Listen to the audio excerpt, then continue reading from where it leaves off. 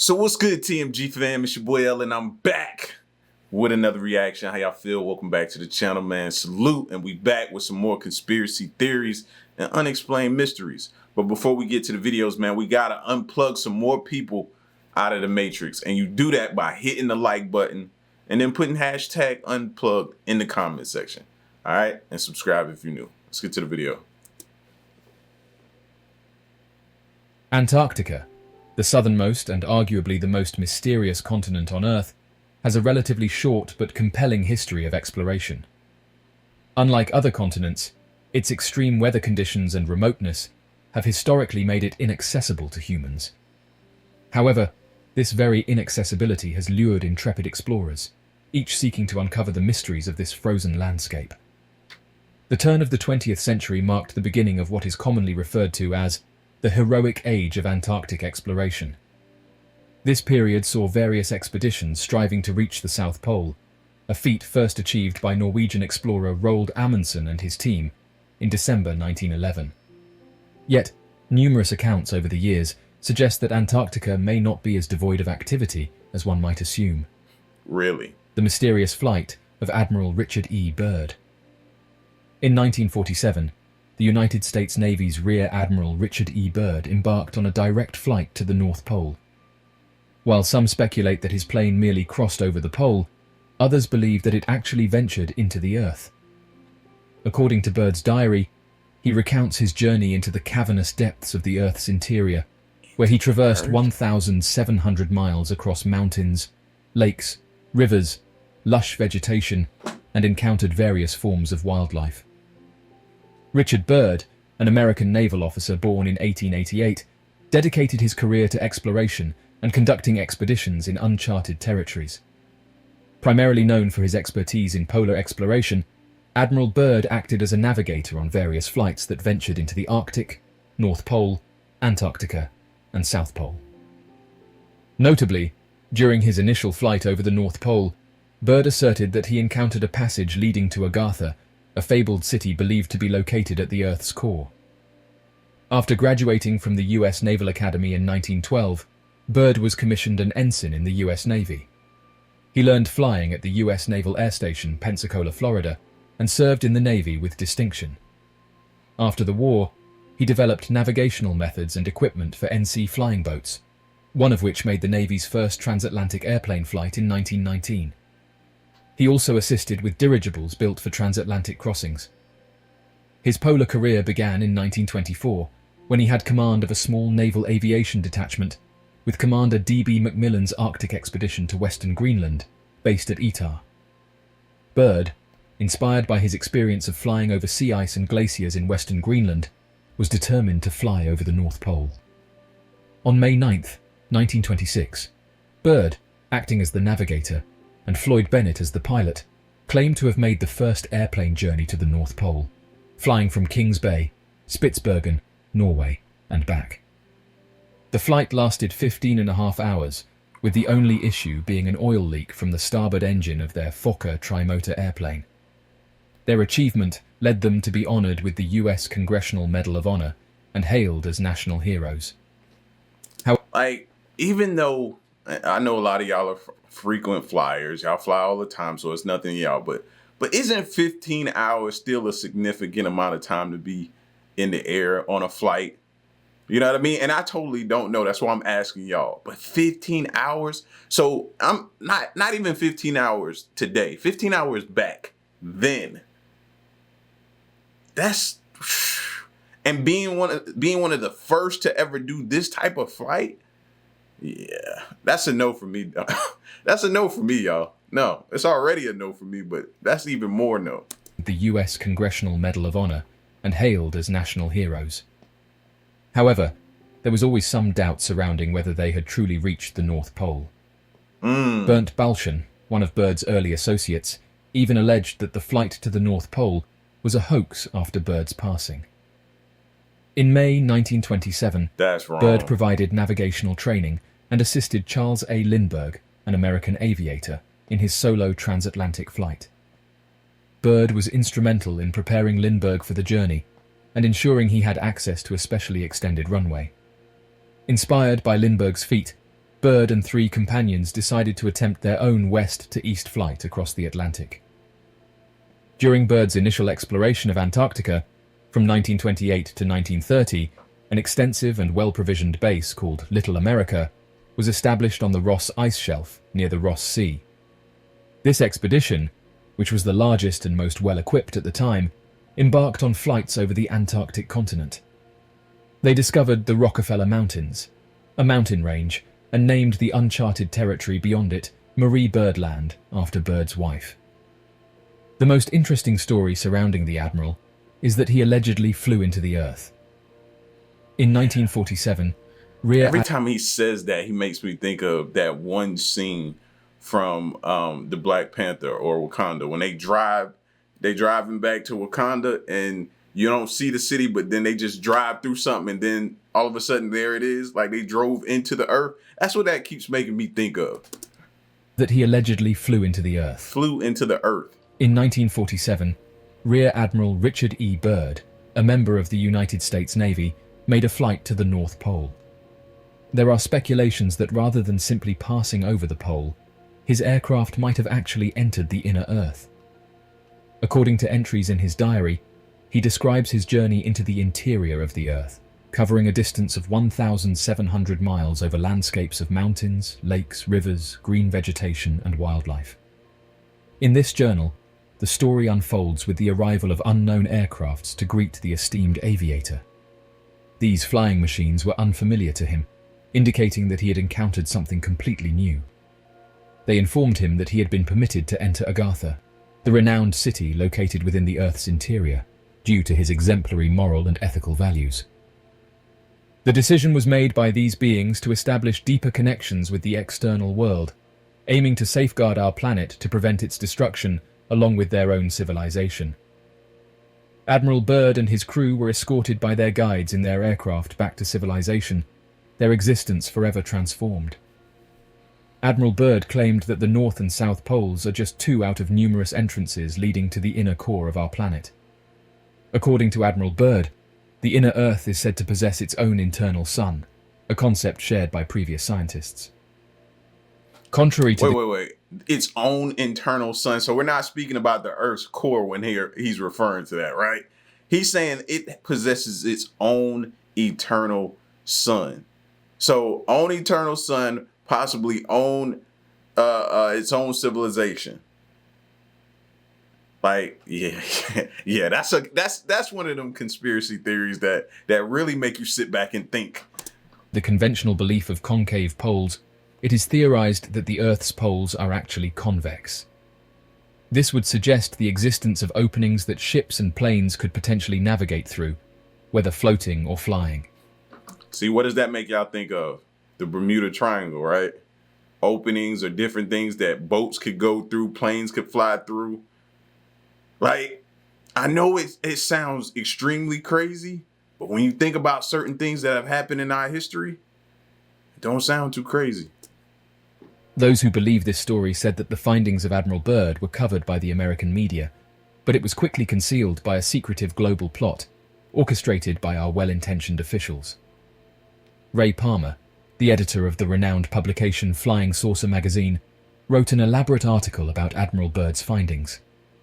According to reports, the US government acquired, confiscated, or eradicated nearly all copies of the article and subsequently destroyed the printing press plates.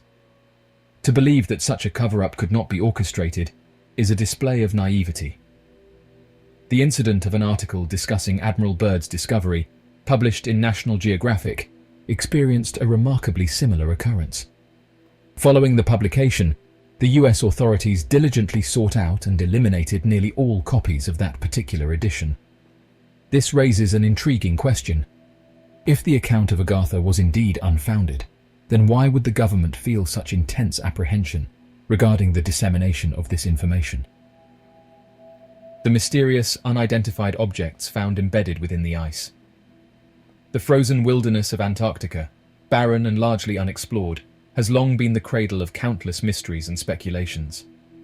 Among the most intriguing of these enigmas is the alleged sightings and subsequent discoveries of unidentified objects embedded within its thick ice. Despite the inhospitable conditions, Various reports over the years have indicated strange activities in this region. Witnesses, primarily composed of military personnel and scientific researchers stationed in the area, have reported unusual aerial phenomena, including glowing orbs, disc-like objects, and fast-moving lights that defy conventional explanations. These sightings, coupled with subsequent physical evidence such as inexplicable indentations in the ice and abnormal radiation readings, have sparked speculation about an advanced presence in Antarctica. However, these mysterious objects in Antarctica are not just about sightings. Reports of crashed objects frozen within the ice have also surfaced. One of the most famous incidents dates back to the 1960s, when an alleged satellite image depicted what appeared to be a metallic object, roughly 2 miles across, embedded in the ice of East Antarctica. Although the image's authenticity has been challenged, the object's size and shape spurred theories that it could be an advanced spacecraft. Critics argue that the harsh Antarctic conditions and the human mind's tendency to identify patterns, known as pareidolia, can make one mistake naturally occurring ice formations or meteorological phenomena for unidentified objects. However, the proponents of the theory claim that the object's advanced technology and the secrecy surrounding Antarctic operations suggest an advanced origin.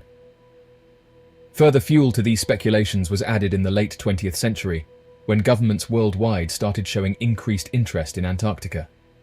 Several countries established research bases, and even the Vatican set up an observatory. This sudden interest in such a hostile region, along with classified expeditions like the United States Operation Highjump, has led to theories that these governments might be aware of mysterious activity in the area. The secrecy surrounding these expeditions, coupled with declassified FBI documents referring to recovered flying saucers, further intensified the debate. However, now, I'm wondering, with all these UFO hearings, will this stuff get brought up eventually as well? I've been seeing different videos where people say, it's more to come. It's more to come. Don't worry, we got more. I wonder if they'll start bringing up stuff like this. However, due to the extreme weather conditions and the Antarctic Treaty System, which limits military activity and prohibits mineral mining in Antarctica, independent verification of these claims is challenging, leaving these accounts as yet unconfirmed. Moreover, in recent years, the debate on the mysterious Antarctic objects has taken on a new dimension with the advent of melting ice. The melting polar ice caps could potentially expose these hidden objects, forcing governments to disclose information about these alleged visitors. This possibility has excited enthusiasts worldwide, who believe that this could finally provide indisputable proof of advanced life. Its harsh environment and relative isolation make it a seemingly unlikely location for unidentified object sightings. Yet, numerous accounts over the years suggest that the desolate skies above Antarctica may not be as devoid of activity as one might assume. During early research into the area, explorers and research teams reported sightings of unexplained luminous objects and strange, fast-moving lights in the sky, phenomena that couldn't be easily dismissed as mere meteorological events or optical illusions. During the mid-20th century, during the International Geophysical Year, an unprecedented international scientific effort focused on the polar regions, there were additional sightings. The most common descriptions were of glowing orbs or disc-shaped objects moving at incredible speeds and performing maneuvers that defied then-known laws of physics. These sightings, often corroborated by multiple witnesses and occasionally captured on film or radar, have been the subject of much speculation and debate. One particularly well-documented instance occurred during the British Antarctic Survey of the late 1960s. An entire team reported a series of mysterious lights over their research station, describing them as glowing red objects hovering in the sky. While skeptics suggest that these sightings can be attributed to atmospheric phenomena like auroras or rare cloud formations, the consistent descriptions across disparate witness accounts suggest something potentially more complex at play. In more recent years, advances in satellite imagery have led to further speculation about possible activity in Antarctica. Images showing seemingly unnatural and anomalous structures or objects have sparked debates about the existence of secret bases or crashed aircrafts. However, definitive proof remains elusive, and these findings often face criticism due to image resolution issues. The veil of secrecy that shrouds operations in Antarctica due to its strategic importance and the presence of various national research stations, has only added fuel to these speculations. As mentioned, classified missions, like the US's Operation High Jump in the late 1940s, are frequently cited in theories alleging government knowledge or even cooperation with crashed aircrafts. Despite this, the scientific community largely remains skeptical of these reports, citing a lack of solid evidence. Critics argue that the isolated, high-stress environment of Antarctica, coupled with the continent's unique atmospheric and light conditions, can lead to misinterpretations of natural phenomena. However, as our technological capability advances and the access to Antarctica becomes increasingly democratized, the opportunity for gathering more comprehensive data grows. Until then, the enigmatic sightings over the frozen expanse of Antarctica will continue to mystify and tantalize both believers and skeptics alike, standing as a test. I think a lot more will be revealed here soon due to global warming. You've been seeing these heat temperatures, and everybody in these news reportings reporting all this heat, this big, huge heat wave going on. I imagine that has something to do with, well, they've already said it has something to do with global warming, but I imagine that affects Antarctica as well. So we'll start to see more things being uncovered, good or bad. And when I say good or bad, I'm talking about things trapped in the ice, as far as different plagues, diseases, different things like that, as well as uncovering things that may be hidden in the ice that once crashed there and things like that. So yeah, I think more will be revealed here shortly, soon. Testament to the enduring human fascination with the possibility of life beyond our own planet. The alleged Pyramids of Antarctica. Yep. In 2016, the internet was buzzing with excitement over Google Earth pictures of Antarctica, which seemed to depict pyramid-like structures amidst the icy terrain. These structures bear a striking resemblance to the iconic Giza pyramids found in Egypt. The question that arises is whether these pyramids in Antarctica are truly the work of an ancient civilization. The origin of these pyramids has been a subject of various theories. Among the more contentious proposals are the notions that they could have been remains left by an ancient civilization called Atlantis in Antarctica, or that they were constructed by beings from outer space. Some experts in the field have put forward a geological interpretation for the pyramids found in Antarctica. According to these scientists, it is possible that these structures are not actual pyramids, but rather nunataks. Well, maybe that's where some of these UAPs or UFOs that we've spotted, maybe that's where they were coming from. Some of those pyramids there in Antarctica. Well, we just didn't know that's where they were coming from or going to, either or.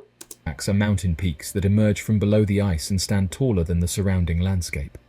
The Antarctica pyramids consist of two structures that are situated approximately 10 miles, or 16 kilometers away from the coastline. The third pyramid is positioned in close proximity to the shoreline. The unearthing of these structures in Antarctica implies that humans may have occupied the region several thousand years ago. This discovery aligns with the era when pyramids were constructed in other parts of the world. The research conducted by Charles Hapgood provides evidence for the potential existence of an ancient civilization on a landmass that is presently engulfed by ice. Dr. Charles Hapgood's publication, Maps of the Ancient Sea Kings, featured the Pirirace Map of Antarctica, causing a global sensation during the 16th century. The remarkable aspect of this map was its depiction of Antarctica devoid of ice. The Pirirace Map was found in Turkey. A Turkish naval officer sent the map to the US Navy Hydrographic Bureau in 1953.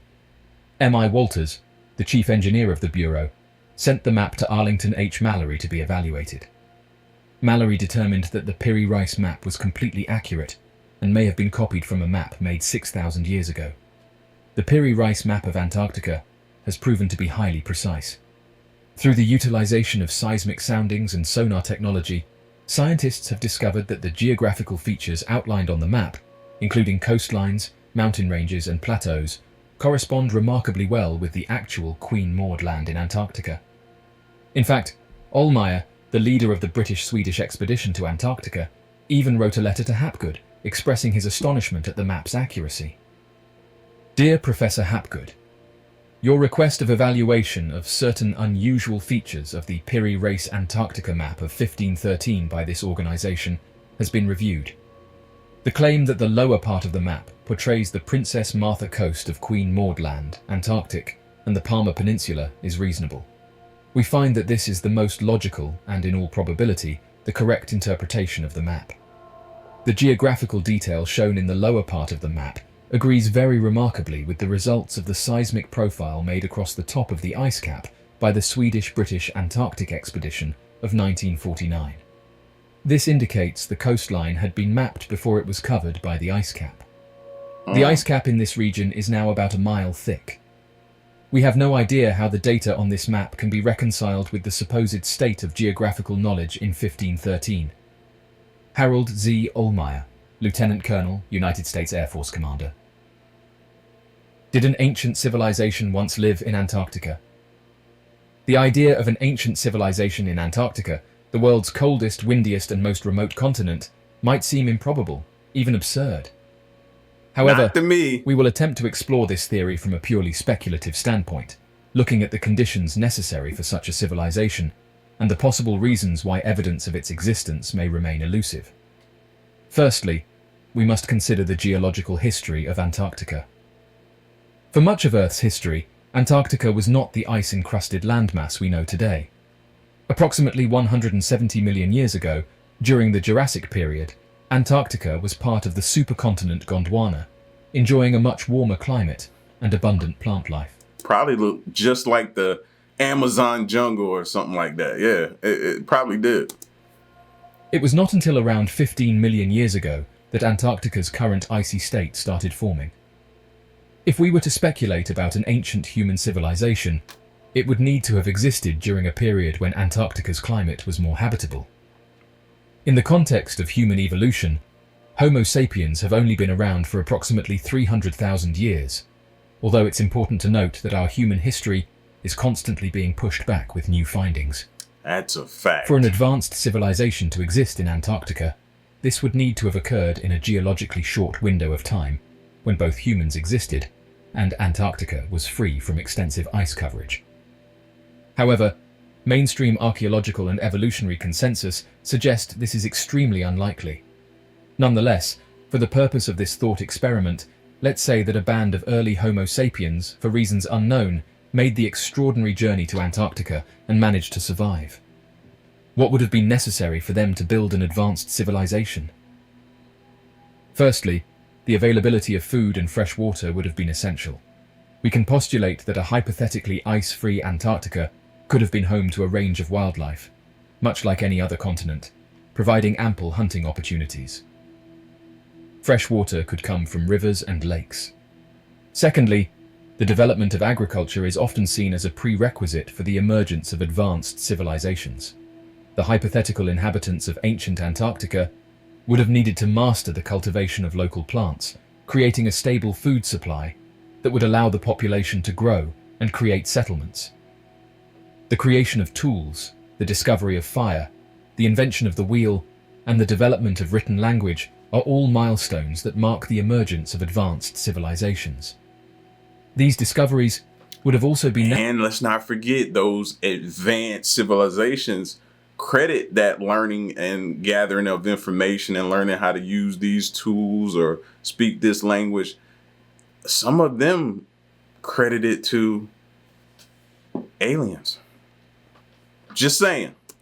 Necessary for our theoretical Antarctic civilization, providing the means for technological advancement, communication, and the recording of history. However, one significant question arises. If an advanced civilization did exist in Antarctica, why haven't we found any evidence?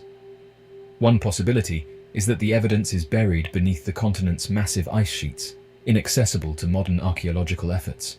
Could be. Alternatively, any physical evidence of such a civilization might have been eroded or destroyed by the very processes that transformed Antarctica into the icy wilderness we see today. From a scientific standpoint, the likelihood of an advanced human civilization ever having existed in Antarctica is incredibly low. The timeline of human evolution, geological changes, and the lack of archaeological evidence do not support this hypothesis. Nevertheless, it presents a fascinating thought experiment that challenges our understanding of human history and the dynamism of our planet. This theory also highlights the vast and still largely untapped potential for discovery that lies within Antarctica. Despite its inhospitable conditions, the continent holds the keys to understanding Earth's past climate and potentially our future in the face of global change. Who knows what secrets lie beneath its ice, waiting to be A uncovered. lot. As of right now, the concept of an ancient civilization in Antarctica is an intriguing theory that captures the imagination. As we continue to explore and study Antarctica, we may yet uncover secrets that challenge our perceptions of what is possible.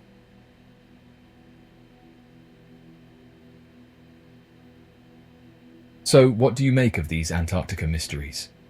Whose lives depend on accurate identification are frequently witnessing these phenomena. Parts of our government are aware of more about UAP than they let on, but excessive classification practices keep crucial information hidden. All right, Ryan Graves kind of jolted the world, certainly in Washington, where they were looking at very real evidence that aliens not only exist, but... See that caption reads, government more aware of UFOs than they let on. I think we all know that by now, or at least are starting to come around to that idea. We have the proof. He joins us right now. Ryan, the reaction you got was one of shock and awe. I think of Nancy Mace and others who you know, almost couldn't respond with some of your revelations. A lot of others said, not true. It's not nearly as detailed or outlined as Ryan, you know, presented it. What do you say? Well, I think we can just reference the story that Representative Gates told during the hearing himself. Him and other representatives went down to an Air Force base in Florida to attempt to speak to various pilots who had reached out because they had been observing objects on their radars and on their camera systems that they couldn't explain, that they felt was a safety risk, and they were not in a position that they felt safe to be able to report that. In fact, it was reported that they felt more comfortable destroying those tapes than to sit through a potential very long debrief to discuss the issue. So this is something that pilots are dealing with. This is something that they do not have the proper safety channels to report. And that's really what I'm looking to push forward out of this conversation, this hearing. Well, what struck me is when you referred to recovering non-human bodies. Could you explain that? Well, that was the testimony of Mr. Grush under oath, and he sounded like he was prepared to present information related to that in a closed session to Congress. But from my personal experience, you know, we were seeing objects on a daily basis that we couldn't attribute to any of our assets, our technology, or our capabilities. And right now, the commercial pilots that are dealing with this don't feel comfortable reporting it, and that's a problem. Now, Ryan, there was other presentations that looked at evidence of former aircraft, whatever you want to call it, and that we have even these non-human bodies. So what's wrong if the gig is up and all of a sudden they have to admit it and have to show people that? What would be the harm? Well, I think that there is a process of declassification that would have to occur, and that it would have to consider very closely national security considerations.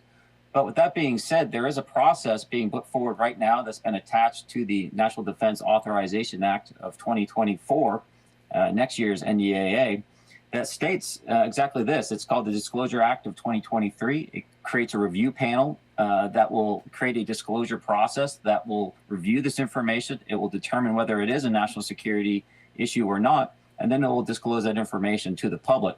And so to your point, I think there are processes being put in place right now to help people understand exactly what the government is seeing.